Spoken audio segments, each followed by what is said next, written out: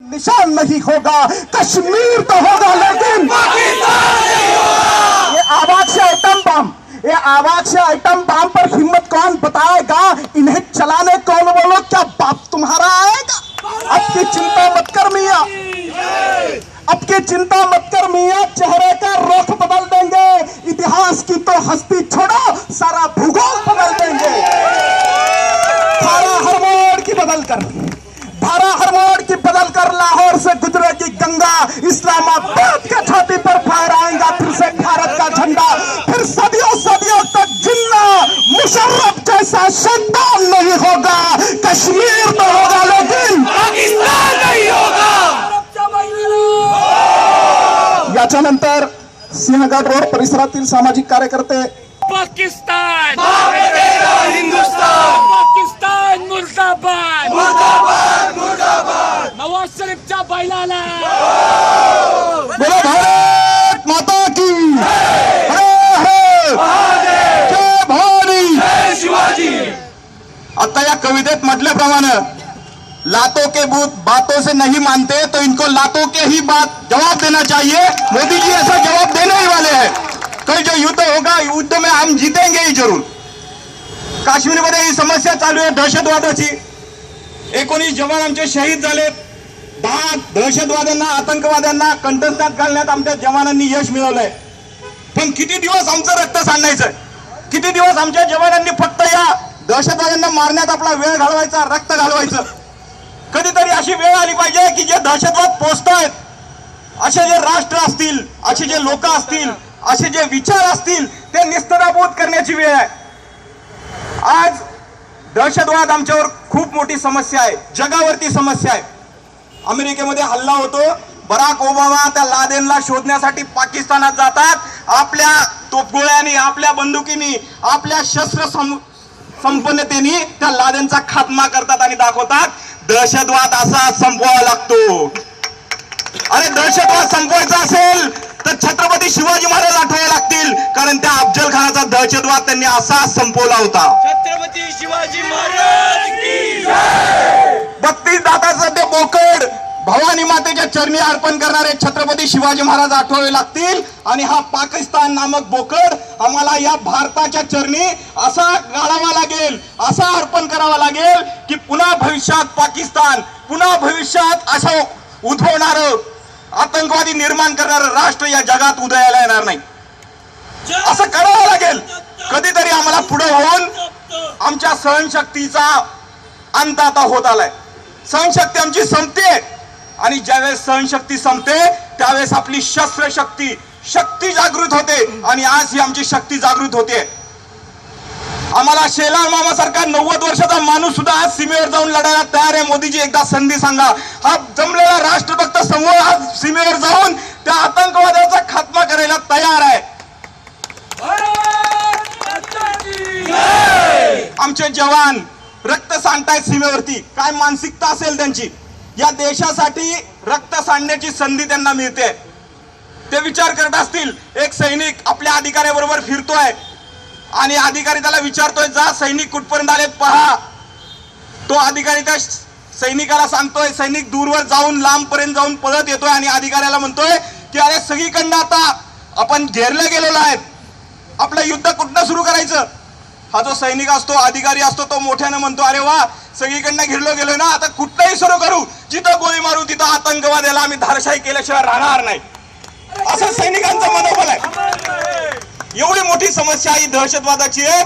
आमचं राष्ट्र त्यासाठी लढतंय। साऱ्या जगाने आज आमच्या राष्ट्राला पाठिंबा दिलाय आणि ह्या दहशतवादाचा खात्मा केल्याशिवाय आपलं राष्ट्र संपन्न होणार नाही। खूप मोठी समस्या बंधूंना आपल्या समोर आहे। कुणी येतं आमच्या देशावरती हल्ला करतं आणि आमच्या देशातले गद्दार देशद्रोही त्यांना पाठिंबा देतात।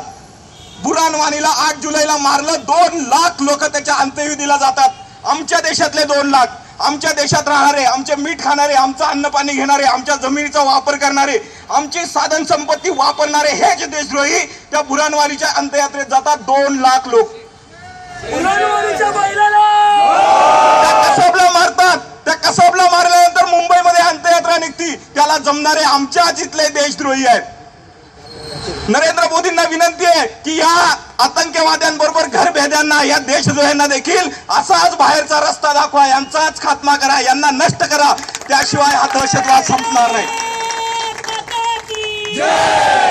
एवढी मोठी समस्या आमच्या समोर आहे, तरी राष्ट्रभक्त नागरिक या समस्येकडे बघताना, या देशाच्या पाठीमागे पाठिंबा देताना, सगळ्या सैनिकांचं मनोधैर्य वाढवताना एक संघ दिसत आहेत. आम्ही एकत्र येत आहोत, आमची शक्ती दाखवत आहोत. कोणत्याही सैनिकाला कुठल्याही आतंकवाद्यांनी मारण्याची हिंमत होता कामा नये, अशी शक्ती आम्ही जमा करणार आहोत. ती शस्त्रानं असेल, ती एकवटानं असेल, ती आंतरराष्ट्रीय राजकारणानं असेल, कुठल्याही दृष्टीनं असेल, ती बहिष्कारानं असेल, अशा सगळ्या गोष्टीनं आज पाकिस्तानावरती बहिष्कार करण्याची वेळ आलेली आहे, त्याला निस्तनाबूत करण्याची वेळ आलेली आहे. आणि हीच वेळ आहे. आज जर वेळ गेली तर अब नाही तो कब नाही, असंच होणार आहे. त्यामुळे आजच करावं लागेल. आंतरराष्ट्रीय पाठिंबा मिळतो आहे, तो घेऊन पाकिस्तानचं नाक दाबल्याशिवाय आता गत्यंतर नाही. पाकिस्तानला आता निस्तनाबूत करावंच लागेल. शहीद जवानाची आई असं म्हणते की माझा संदीप मी देशासाठी दिलाय. असे असंख्य संदीप निर्माण करावे लागतील, त्यावेळेस तो आतंकवाद्याचा खात्मा होईल.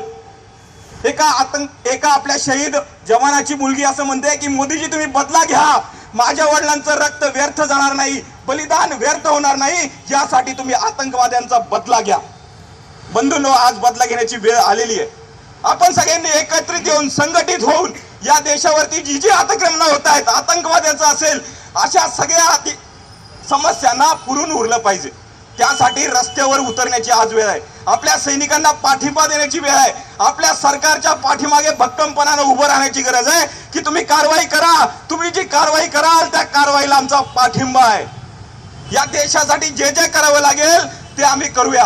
काय काश्मीरमध्ये परिस्थिती आहे, आम्हाला अमरनाथला जावं लागतं तर दहशतवाद्यांनी धमकी दिली तर आम्हाला जाता येत नाही, अमरनाथची यात्रा रद्द करावी लागते. कुणी दहशतवादी कुठून आला, कोणी गोळी चालवली, काही सांगता येत नाही. त्या काश्मीरमध्ये इतकं भयानक आणि स्फोटक वातावरण आहे की आपल्यासारख्या सामान्य माणसाला तिथे जाऊन राहणं मुश्किल आहे. त्यामुळे तिथल्या शासनाला, तिथलं शासन बहिर आहे, तिथलं शासन या गोष्टीचा कशा पद्धतीने विचार करतं माहिती नाही. पण आतंकवादी येत आहेत, देशावरती हल्ला करतायत, देशातले त्या काश्मीरमधले देशद्रोही लोक, विचार करणारी लोक त्यांना पाठिंबा देत आहेत, राजरोसपणे देशविरोधी भूमिका घेत आहेत, त्यांच्यावरती कारवाई होताना दिसत नाही. त्यामुळं ते राजमहल को शर्म नहीं है, घायल होती घाटी पर, भारत मुर्दाबाद लिखा है श्रीनगर की छाती पर. असं वाक्य त्या श्रीनगरमध्ये लिहिलंय. भारत मुर्दाबाद म्हटलं जातं. त्या काश्मीरला, श्रीनगरला तिरंगा फडकवण्यासाठी बंदी आहे. असं सगळं वातावरण त्या काश्मीरमध्ये आहे. आणि अशा वातावरणामध्ये या दहशतवादाचं हे मोठं संकट आमच्या समोर आहे.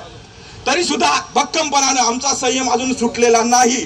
आमचा जर संयम सुटला, आम्ही जर 125 कोटी भारतीय एकत्र आलो आणि एका दिशेला नुसता श्वास जरी सोडला तर हे पाकिस्तान नावाचं डुक्कर कुठे जाईल कळणार पण नाही. एखाद्या डुकराला जसा तो एखादा विष्ठा खाण्याची सवय असते, तसं पाकिस्तानला दहशतवाद करण्याची सवय आहे. लक्षात ठेवा. मुर्दाबाद मुर्दाबाद. त्यामुळे आम्हाला सगळ्यांना एकत्रित व्हावं लागेल. आमच्या देशाच्या पाठीमागे उभं राहावं लागेल. भारत माता की जय म्हणावं लागेल. जे कोणी देशद्रोही असतील त्यांना खड्यासारखं बाजूला करून त्यांच्यावर कारवाई करावी लागेल. हे आम्ही सगळे राष्ट्रभक्त नागरिक करू शकतो. आमचे 19 जवान गेले, त्याबद्दल दुःख आहे, त्याबद्दल मनाला वेदना होत आहेत. सगळे भारतीय अस्वस्थ आहेत की अरे आमचा एक जवान जरी गेला तरी आम्हाला अस्वस्थ वाटत, दुःख वाटतं की आमचा माणूस गेलाय, जो सीमेवरती लढतोय, रात्रंदिवस जागतोय, कष्ट मेहनत घेतो आहे, देशासाठी संरक्षण करतोय. आणि त्यांच्यामुळे आम्ही खरं तर आज सुखाची झोप घेतो आहोत.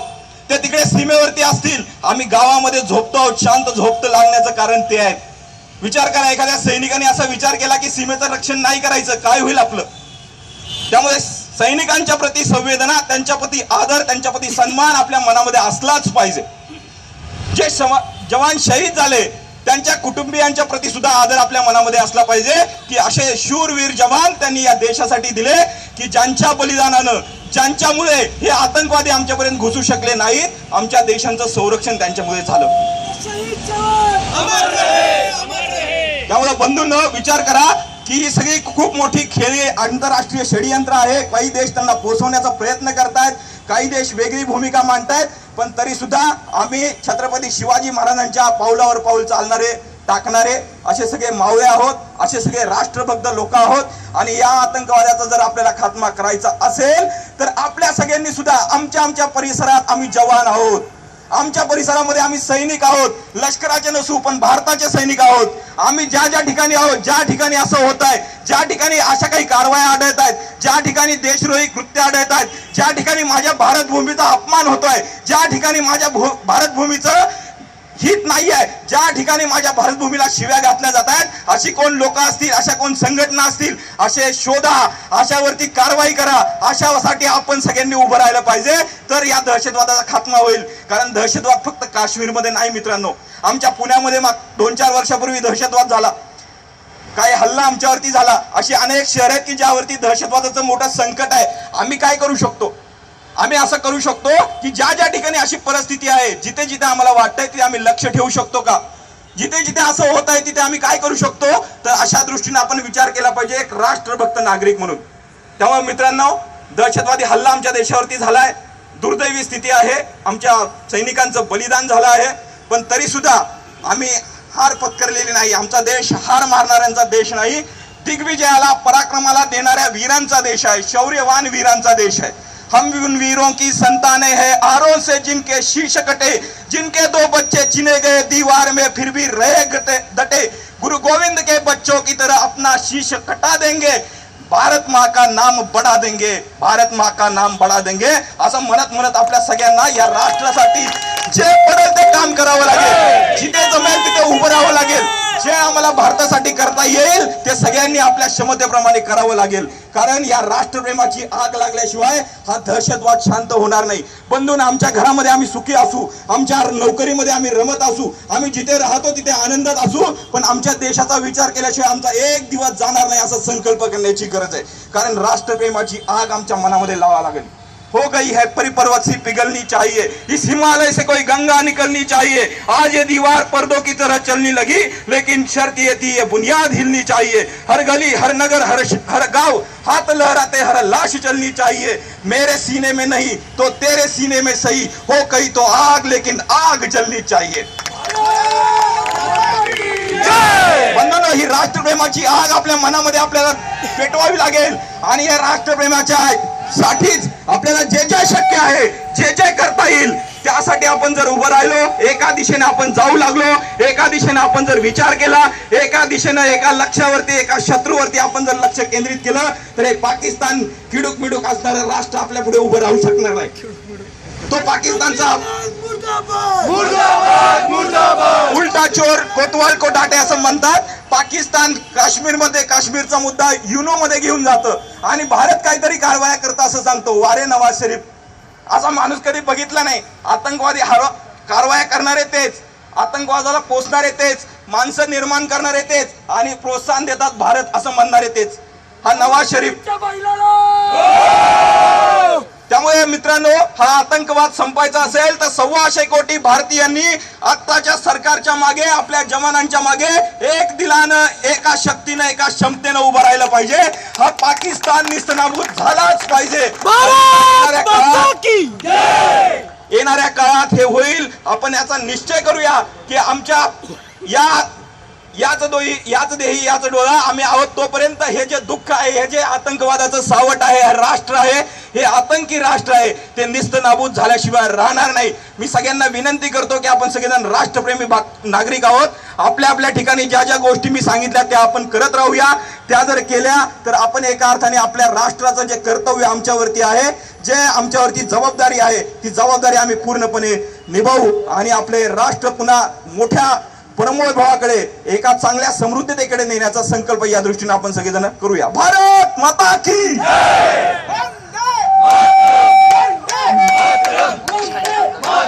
नागेशजी जसं म्हणाले, मला फक्त एकच अटलजींची इथे कवितांची ओळ सांगावीशी वाटते कि इसे मिटाने की कोशिश करने वालों से कह दो चिनगारी का खेल पूरा होता है, औरों के घर में आग लगाने का सपना सदा अपने ही घर में खरा होता है। पाकिस्तान तुझ्या आग लागून तू नष्ट झाल्याशिवाय राहणार नाही, हेच मी या ठिकाणी सांगू इच्छितो। यानंतर एक कविता होईल, कवितेनंतर आपण शहीदांना मानवंदना देणार आहोत आणि त्याच्यानंतर राष्ट्रगीत होणार आहे. राष्ट्रगीतासाठी सर्वांनी थांबायचं आणि राष्ट्रगीत झाल्यानंतर आपला कार्यक्रम संपणार आहे.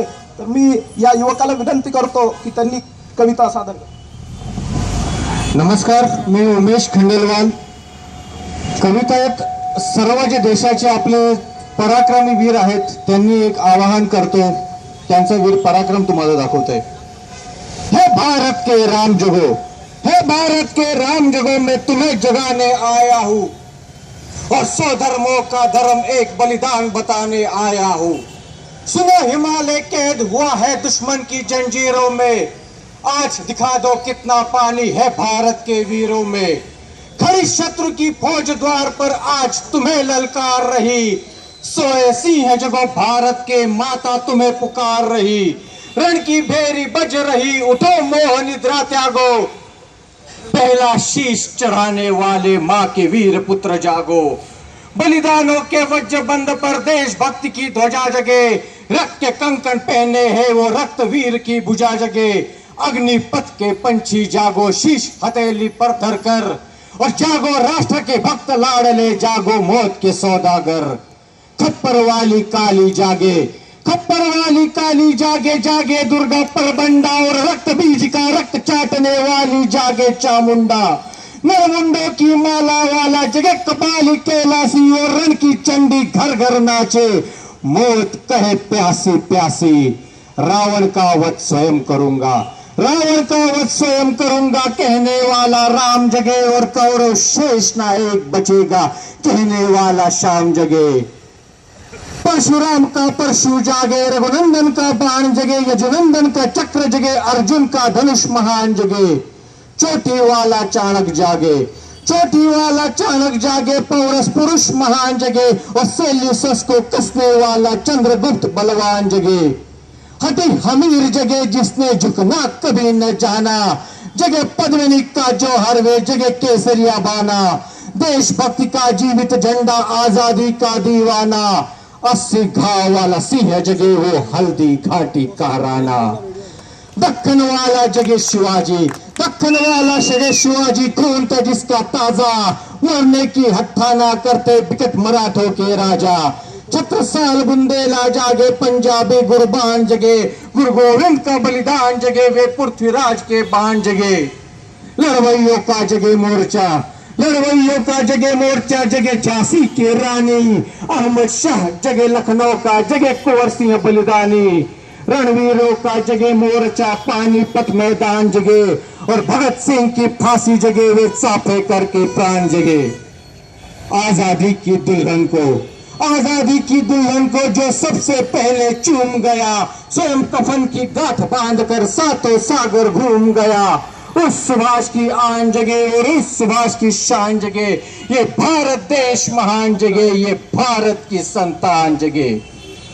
झोली लेकर मांग रहा हूँ, झोली लेकर मांग रहा हूँ, कोई शीश दान दे दो. भारत का भैरव भूखा है, कोई प्राण दान दे दो. खड़े